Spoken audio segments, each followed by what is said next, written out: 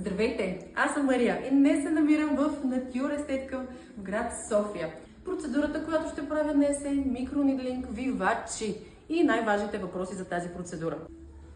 Първият въпрос е: болезнена ли е тази процедура?